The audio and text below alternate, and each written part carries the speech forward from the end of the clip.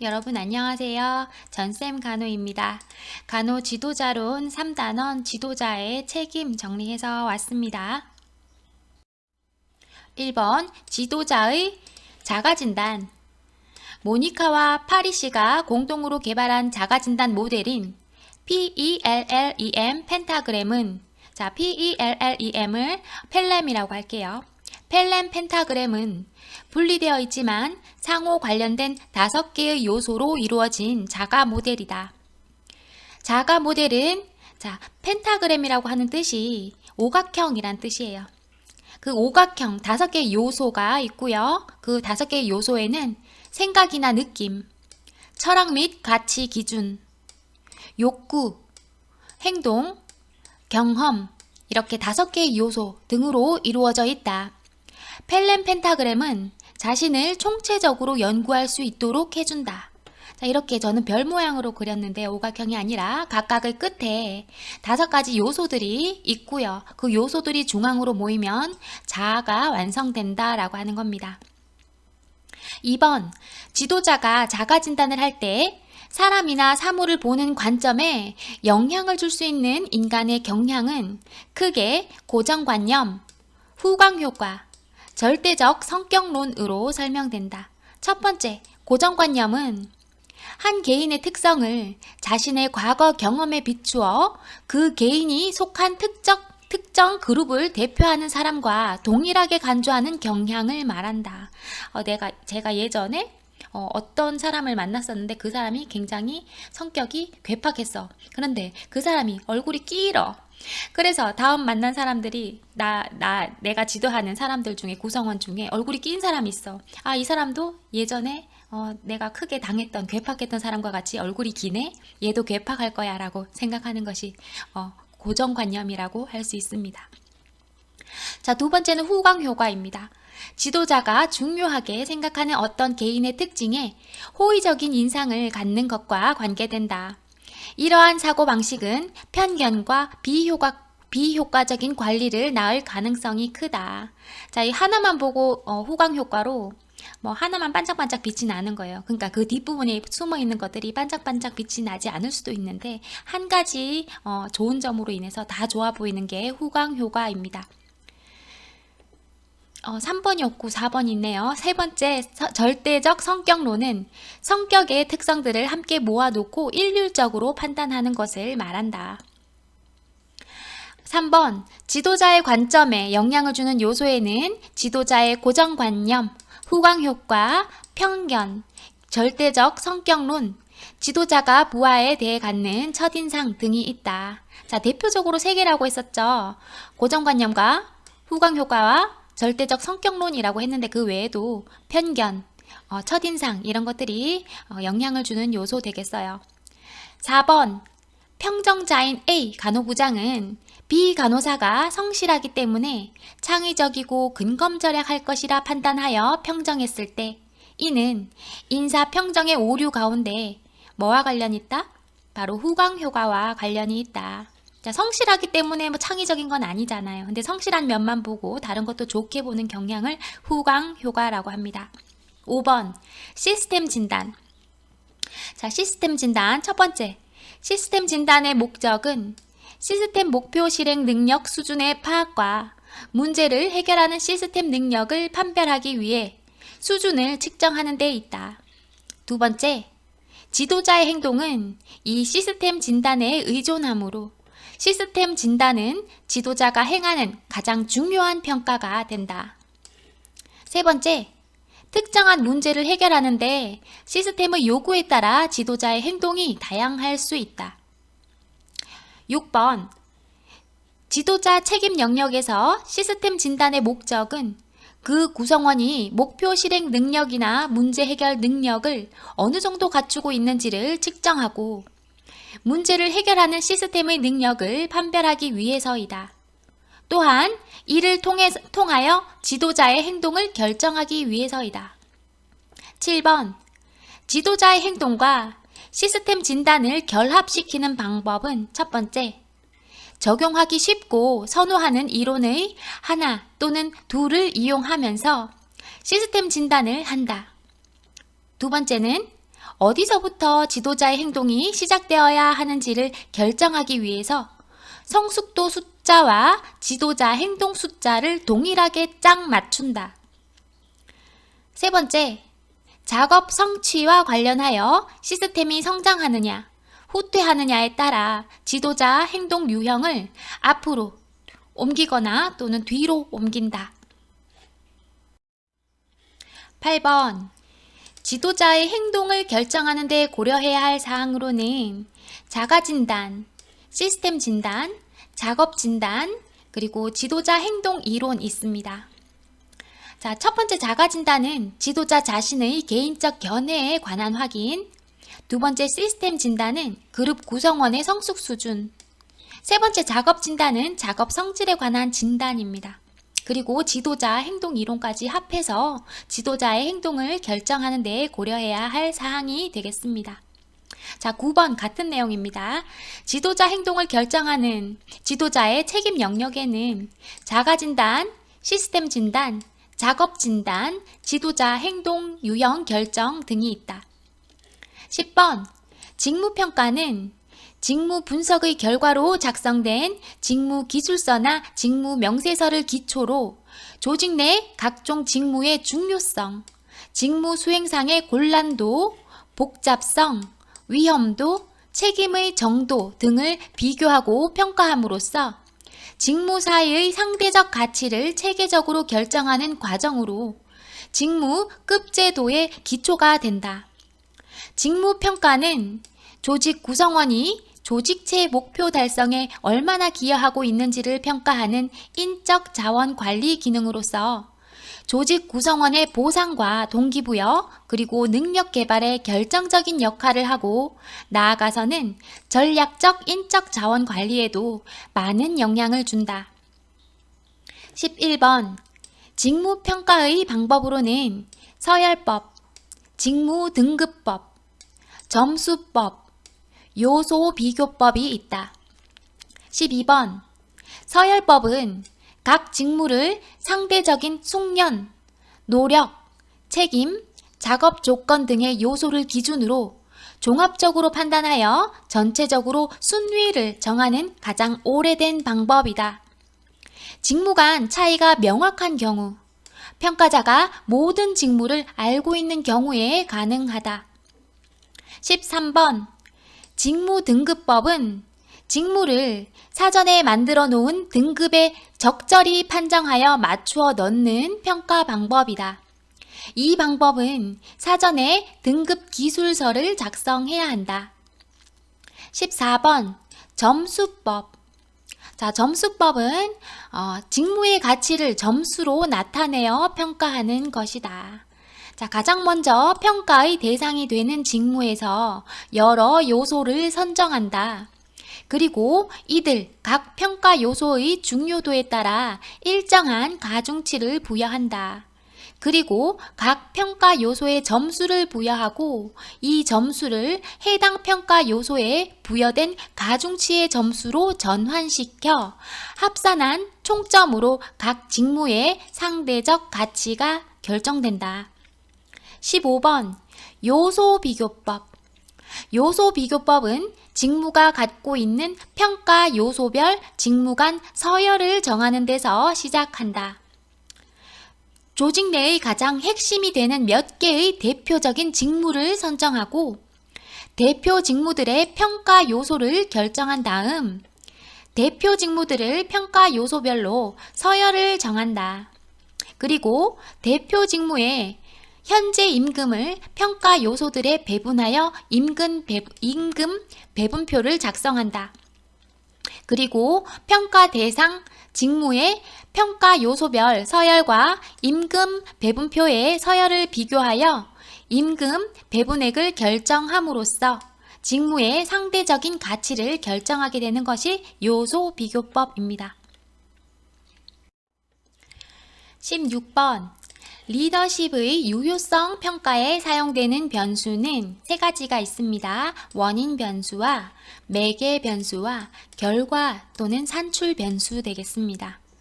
자, 리더십의 유효성 평가에 사용되는 변수에서 첫 번째 원인 변수에는 조직 내 시스템의 성숙 수준에 대한 지도자의 행동의 적합성, 시스템 진단의 정확성, 의사결정에서 시스템의 적절한 참여, 조직을 이끌어 나가는 조직의 철학과 목적의 유효성 등이 속합니다. 자, 두 번째 매개 변수에는 리더에 대한 호의적 태도, 부하들의 동기부여와 사기, 직원들의 태도, 리더십 기술, 의사소통, 갈등 해결 등이 매개 변수에 들어가고요. 자, 세 번째 결과 변수, 산출 변수에는 조직의 성취를 나타내는 것으로 양으로 나타낼 수가 있습니다. 산출 변수에는 서비스의 질, 근무 형태, 비용, 이직률 등이 포함이 됩니다. 17번 허쉬와 블랜차드의 상황적 리더십. 저 앞에 이론 부분에서 했던 내용 반복입니다. 복습하는 차원에서 들어주세요. 허쉬와 블랜차드의 상황적 리더십. 자, 상황적 리더십 하면 허쉬와 블랜차드를 떠올릴 수 있으면 좋겠습니다. 자, 상황적 리더십에서 구성원에게 기준을 제시하고 지도하며 일방적인 의사소통과 리더 중심의 의사결정을 하는 리더십 유형은 바로 지시형 리더 되겠습니다. 자, 기준을 다 제시해주고 일방적으로 명령을 내리고 의사소통도 일방적으로 하고 리더 중심으로 하는 거 바로 지시형이죠. 지시형 리더십은 과업 지향성은 높지만 관계 지향성이 낮은 리더이다. 자, S1형 타입의 리더 되겠습니다. 18번 계속해서 허쉬와 블랜차드의 상황적 리더십에서 그럼 두 번째 타입이 나오겠네요. 설득형 리더는 어떠냐? 자, 구성원에게 의견을 제시할 기회를 제공하고 결정 사항을 설명하는 등 구성원과의 양방향 의사소통과 공동 의사결정을 지향하는 리더십 유형이에요. 설득형 리더 되겠습니다. 양방향이라는 거 서로 오고 가고 의사소통을 합니다. 자, 설득형 리더십은 과업 지향성과 관계 지향성이 모두 높은 리더입니다. 자, 설득형 리더가 과업 지향성도 높고 관계 지향성도 높고 가장 이상적인 리더십 되겠어요. 설득형입니다. 설득형. 자, 세 번째 리더 유형은요. 상황적 리더십에서 구성원과의 인간관계를 중시하고 구성원과 아이디어를 공유하며 의사결정 과정에 구성원을 많이 참여시키는 리더십 유형 되겠습니다. 바로 참여형 리더입니다. 참여형 리더. 설득형과 헷갈릴 수가 있어요. 참여형 리더는요. 구성원들을 그냥 다 참여시키는 거예요. 관계 지향성이 높아요. 그렇지만 과업 지향성이 낮은 리더가 S3형 참여형 리더 되겠습니다. 자, 마지막으로 위임형 리더. 얘는 제목으로 알 수 있죠. 첫 번째 리더 유형인 지시형도 마찬가지. 지시형이라고 하는 이름으로 알 수가 있어요. 과업 지향성도 낮고 관계 지향성도 낮은 리더라고 유추할 수가 있죠. 마지막에 위임형 리더도 마찬가지죠. 다 위임해버리는 거야. 그러니까 어때요?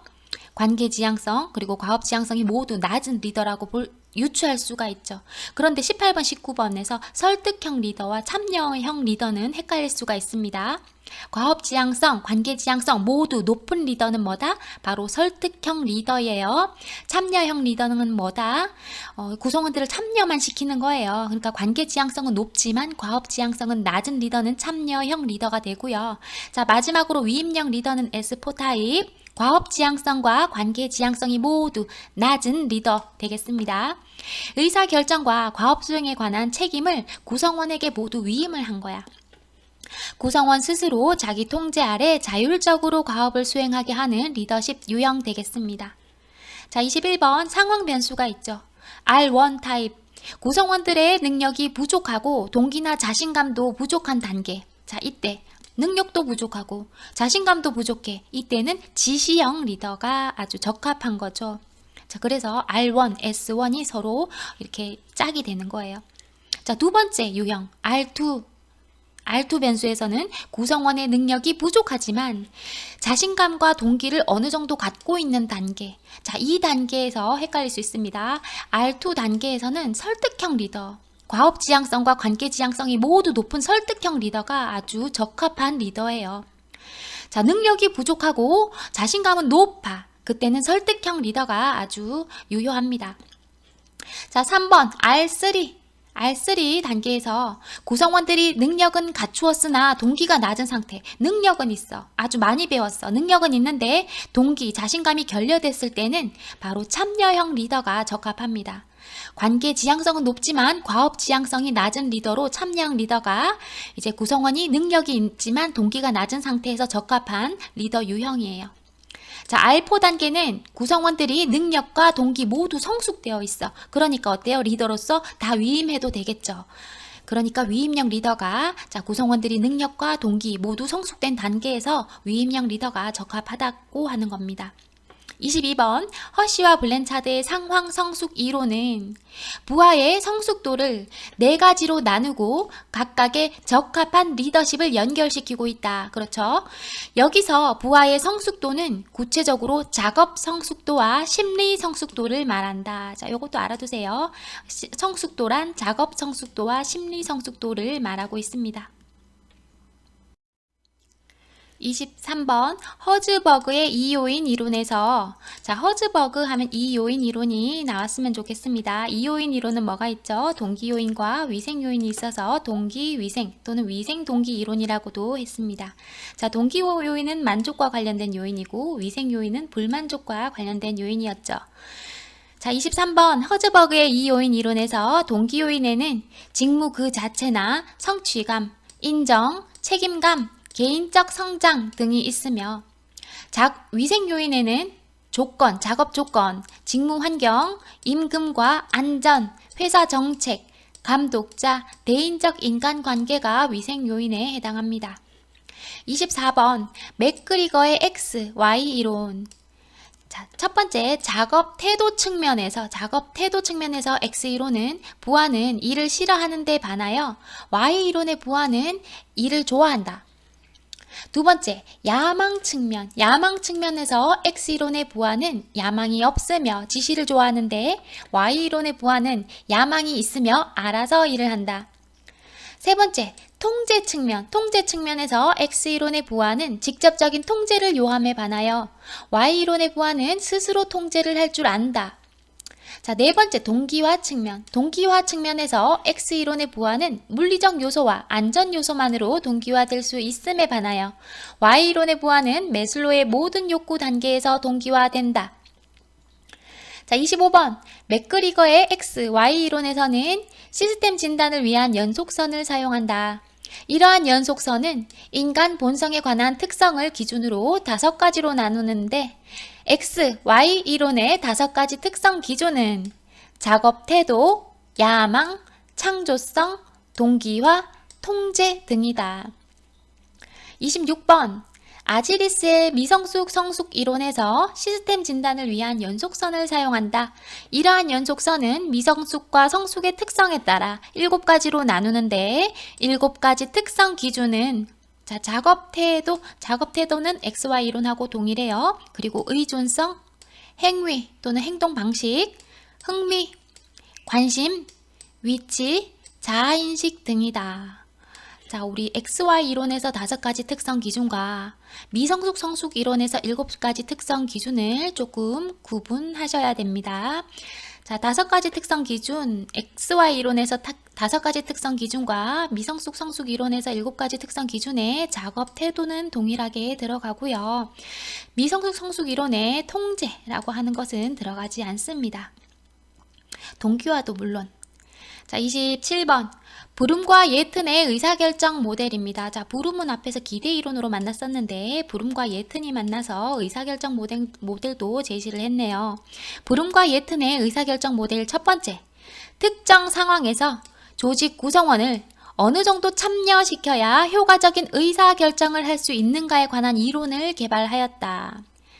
두 번째, 의사결정 유형을 A1, A2, C1, C2, G2, D1 등으로 구분하여 정의하였다. 잘 보세요. B는 없습니다. A1, A2, C1, C2, G2, D1입니다. 자, 세 번째, 의사결정의 유효성은 의사결정의 질, 수용성, 적시성 이렇게 세 가지에 달려있다고 주장하였습니다.